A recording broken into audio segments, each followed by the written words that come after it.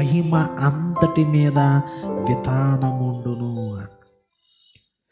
అంటే చాలా ఎక్కువగా దేవుడే ఇక్కడ ఉన్నాడా అన్నట్టుగా ఉంటుంది అంట. హబక్కూ గ్రంథం 2వ అధ్యాయం 14వ వచనంలో కూడా ఇట్లాంటి మాటలు మనం చూస్తాం. కాబట్టి యేసుక్రీస్తు వారు ఈ లోకంలోకి వచ్చినప్పుడు 14వ వచనం, యోహాను సువార్త 1వ అధ్యాయం 14, ఆ వాక్యము శరీరధారి అయి కృపా సత్య సంపూర్ణుడిగా మన మధ్య నివసించు. ఆయన ప్రెజెన్స్ ఇస్తాడు.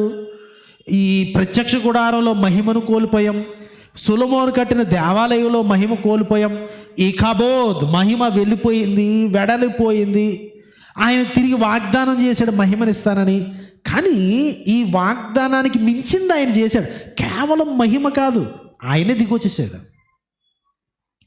దేవుని యొక్క ఆ ఉనికి ప్రత్యక్షత జస్ట్ కొంచెం చూపించడం కాదు, ఆయనే వచ్చేసి మన మధ్య నివసించారు. తండ్రి వలన కలిగిన అద్వితీయ కుమారుని మహిమ వలె మనము ఆయన మహిమను కనుగొంటిని అని మత్తయి సువార్త 1వ అధ్యాయం మనం చూస్తాం. ఇమ్మానుయేలు అని పేరు పెట్టుదురు. ఇమ్మానుయేలు అనే మాటకు భాషాంతరమున దేవుడు.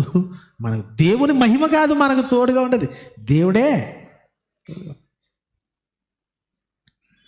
సో కాబట్టి ఈ రోజున ఇశ్రాయేలు జనాంగానికి చరిత్రలో ఎవరికీ లేనటువంటి భాగ్యము నేటి సంఘానికి ఉంది. ఏంటంటే సంఘానికి ఆయన చెప్పాడు ఇమ్మానుయేలు. ఆయన చెప్పాడు, ఇదిగో సదాకాలము నేను మీతో కూడా ఉన్నాను. సో దేవుడు సంఘముతో ఉన్నప్పుడు ఆయన మహిమను మనము బయటికి చూపిస్తున్నాం.